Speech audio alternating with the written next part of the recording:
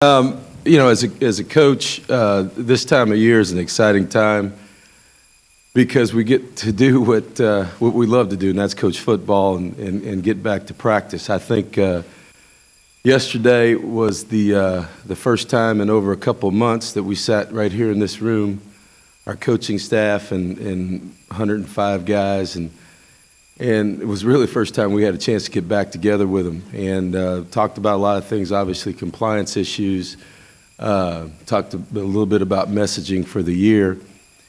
But each year has its own challenges, and one of the things that we had to deal with yesterday and are dealing with currently is the death of a teammate. And to start camp off and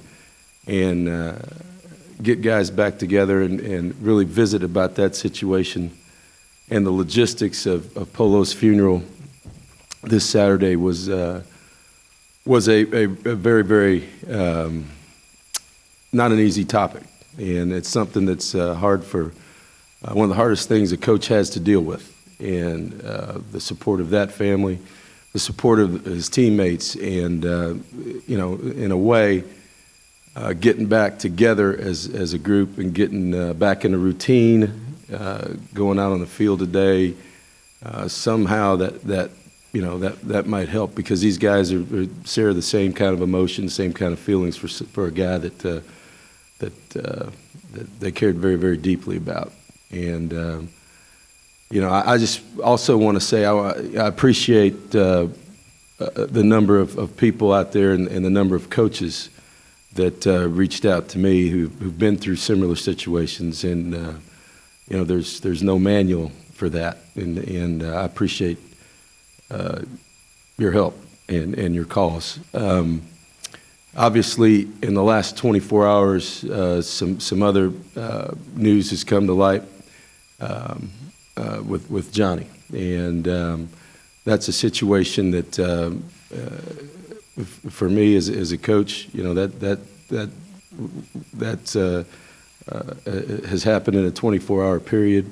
Our university is doing its due diligence to find out the facts. And as a coach, you deal with a lot of different things during this time, during practice, and we're going to practice and go ahead as normal and be able to adjust as the facts are related to me. But as I said, in the last 24 hours, we've become aware of that situation, and we will deal with it accordingly. So I'll open it up to questions at this point. And if you would, when you get the mic, if you'd identify yourself in your media outlet, please. Have you got one? Sam? Sam Conway, ESPN.com. Kevin, how long, you mentioned the 24-hour in the last that you guys have been dealing with this. How long have you known, or have you had any advance inkling? Did this catch you by surprise, the news of Manziel? I mean, just 24 hours. I found out. Actually, we were in this meeting room, and our team, we went to dinner. We had dinner last night, and so from us as a team, we're in school right now, and summer school is still going on. By the way, all 31 of our players that we signed are in summer school and ready to go today. That's usually the question I get today. You guys skipped over that, but not only did we sign 31 players, they're all eligible, they're in school and ready to go. But after that, we haven't really had a chance to talk as a team or do anything about that since we didn't know anything about it until yesterday. Quick follow, what was your initial reaction when you heard it, and how difficult is it to deal with this on top of the wake of a player death? Well, it's your reaction is one of, okay, let's find out the facts. And like I said, our university is involved in that and doing their due diligence. And until we have the facts, whatever your reaction is not really important. It's what you do when you reach the facts.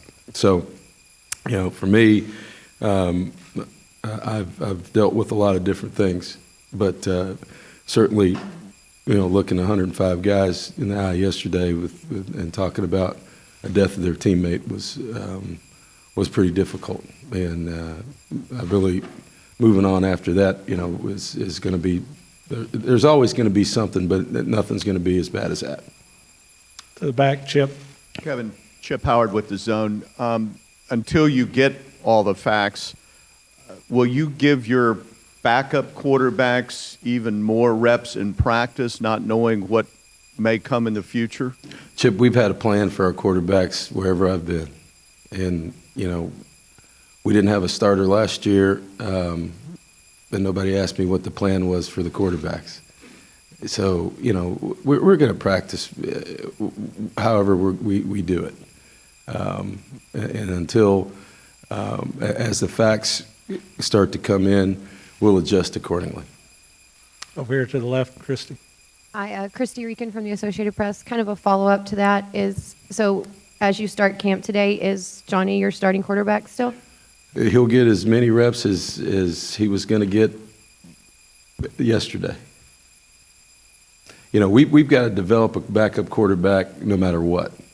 We've got one quarterback on the roster who's played. Jamil transferred. So we have a number of young guys that are going to have to get a lot of reps. Just because a guy runs out there and gets more reps than another guy, if anybody's watched us practice, doesn't mean that you're the starter or you're not. We rotate quarterbacks based on saving arms and getting them reps and meaningful reps and not wearing them out. So we're going to have to find a couple guys that can play, which we've done in the past, and I don't see that being any different this year. Right here in the middle. Get the mic to you. Coach David Nuno, ABC 13 in Houston. You've dealt with distractions before, but how do you deal with what has happened in the last 24 hours, the last few months, as the season progresses? I think you're talking about the last week, really. The other things that I think from an outside perspective for a team has not really been a distraction. I think the events maybe of the last week can be and have been. And it's, as I've talked to and been through different things, hurricanes, a couple of them, moving, putting people in hotels, playing games. And as a coach, when those things happen, it's not what happens to you, it's how you deal with it. And, fortunately, I guess, I've been through a bunch of different things with different football teams, we've got a veteran staff that knows how to handle situations. And every fall, you come into camp with some unknowns, and the more that you've been around that, the better you are at handling it. Do you make mistakes? Sure, because kids make mistakes all the time. And your ability to deal with those types of situations, I think, define what kind of team you are, define what kind of person you are. And, like I said, it's not what happens to you, it's how you deal with what happens to you that defines you. And we started talking about that yesterday. So moving forward, nothing changes with your game plan from the last 24 hours. You're going to tackle the season the same way. I don't think it'll change very much. I think just like I talked about all summer. Last year, people. I had one guy call me and ask me about, what about, the cloud, or what's going on with the program and everything else. I said, well, we had a cloud over our head last year. Nobody think we could win any games. So, every year you've got a challenge, whether it's replacing starters, whether it's replacing good players, whether you're coming off a winning season, losing season, expectations. And, I don't talk very much about what's said in this room with our football team, but we talked about expectations, not expectations from our fans or from former students or from you guys, but expectations in this room, and what we expect of you on and off the field, and what you can expect from us as coaches. That's the expectations we talk about. Go back to the middle, Cease, then Kate. Robert Cessna, the Eagle. Kevin, could you give us an update on Everett and Raven and Ennis, where they stand as far as the team's concerned and their league legalities? You bet. Kirby Ennis will be suspended for the Rice game. We're still gathering information on Floyd Raven and DeShazer Everett. That decision is forthcoming, pending further investigation. There's still a lot of information out there that we're gathering and our athletic department's gathering. Okay, we'll go Kate first, then over here to Brent. Hey, Coach Sumlin, Kate, Dallas Morning News. Have you received any official notice from the NCAA that there is an investigation? It wouldn't come to me in the first place. But you would have heard from a university official, not or have necessarily. you? I would not. And typically those types of things would go to the athletic director or president. Have you asked them if there is an official investigation not. ongoing? And have you had a chance to ask Johnny his side of the story? I visited with Johnny a little bit, and like I said, we've got classes going on. We'll visit with the team this afternoon. So, these guys have, as that news came out yesterday, we had dinner, we had a team function, and I wasn't as glued to the television as everybody else was. And today's a new day, so we'll visit as a team. I'll visit with him this afternoon, and certainly, just like a lot of things, and you guys have heard me talk about it. We deal with a lot of things like a family, and whatever comes out of that conversation, I doubt will be discussed publicly, but certainly that will it'll be discussed internally, and that information is important. Brent? Brent Zwerneman, San Antonio Express News. If this investigation is ongoing August 31st, early in September, would you play Johnny at that point? There was a lot of people involved in that decision. So, I'm not here to speculate on what's going to happen or what can't happen. Other questions?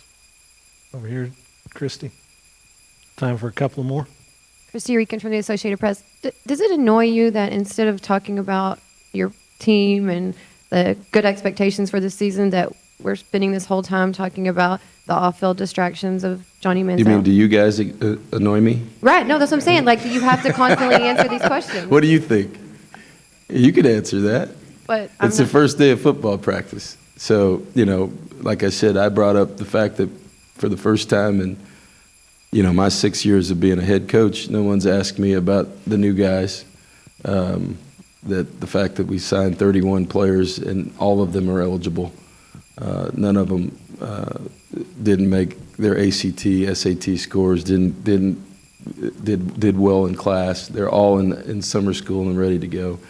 That probably annoys me more than anything else. So, we've got a team of guys that are hungry, a lot of guys who understand the challenges that are ahead of them, that have been away and know the expectations from their communities, from their parents, the fact that they can't have enough tickets for their family this year. They're trying to do all that. All of a sudden, everybody wants to come to the games. They're excited to play. And annoyed is not the word. It's just, it's part of it. And like I said, the best thing for this team and the best thing for everybody involved in this organization is to get back to practice today, turn the music on, and get going. To the back, KO. Coach Kevin O'Connor, WTAW. With everything that's happened, you've said in the past, it's each individual season is a new season. With the new players that are coming in, what is the feeling that you got from them on everything that's happened, including with the loss of Polo? Well, you're talking about a couple different things. You're talking about the emotions of losing the teammate, the emotions of, you've got 31 new players who barely knew him, and you've got another 50 guys who were very close. And so there's some mixed emotions in there, but once you're a teammate, you're a teammate. And the timing for those young guys to look up and have an empty seat is, that's when it really hits you. So, because we had a lot of guys who were traveling and doing some different things a week ago in a discretionary period. So, as I said, the emotions of yesterday will continue. Hopefully there'll be some closure at the funeral, but it affects different kids different ways. Roommates, D linemen, guys who are sitting in the meeting room with them, or closer to them.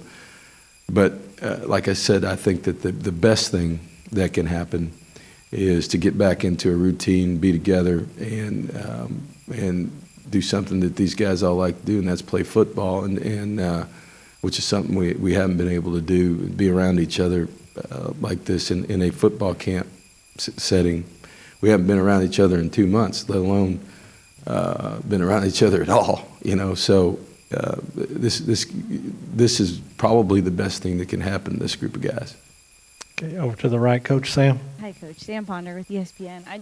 I'm just wondering, when you're talking about this year being different as far as not being able to just talk about the new guys and the team, what do you think that reflects on? Is that college football? Is that the media? What's your take on the reason why this is what it is right now? Well, it's a lot of different things. We've got we're coming off of a year that no one expected.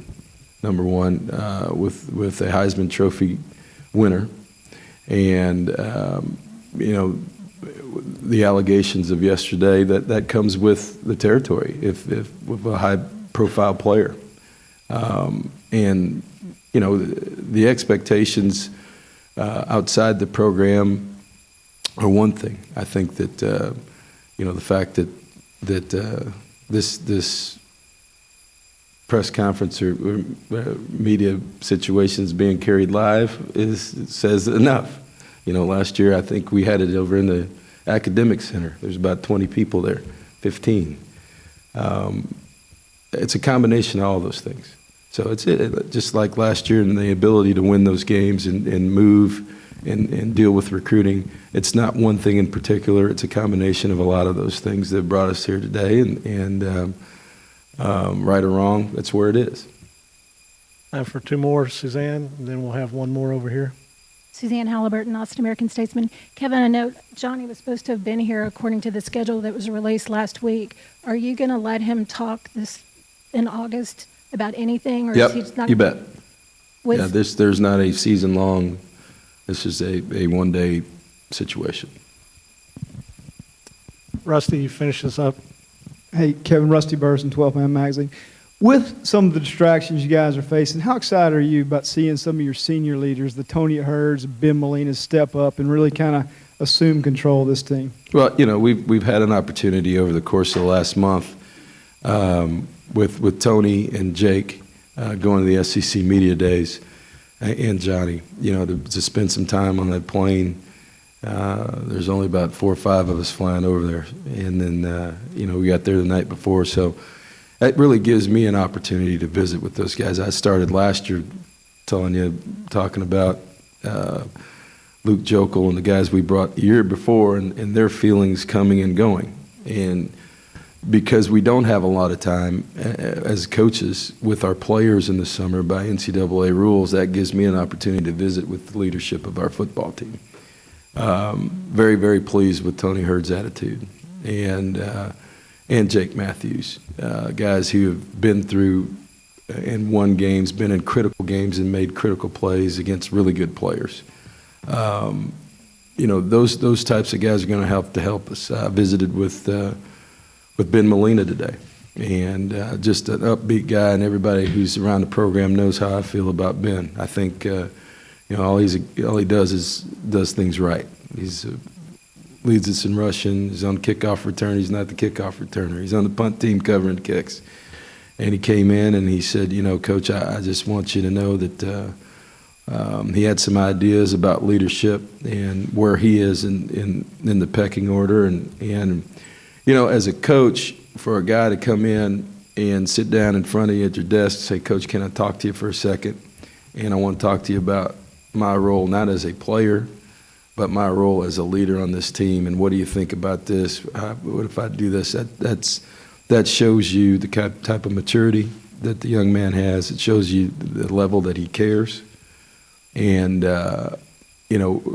we've got a few more of those that are coming out, and that's what camp's about. But Ben's been around it, and those three guys, I think, are the core of the type of senior leadership that we're looking for, that can steer us through. Because these guys have been through a lot. They've been through a year of me. They've been through 3 years of the past, and they've seen a lot of different things. And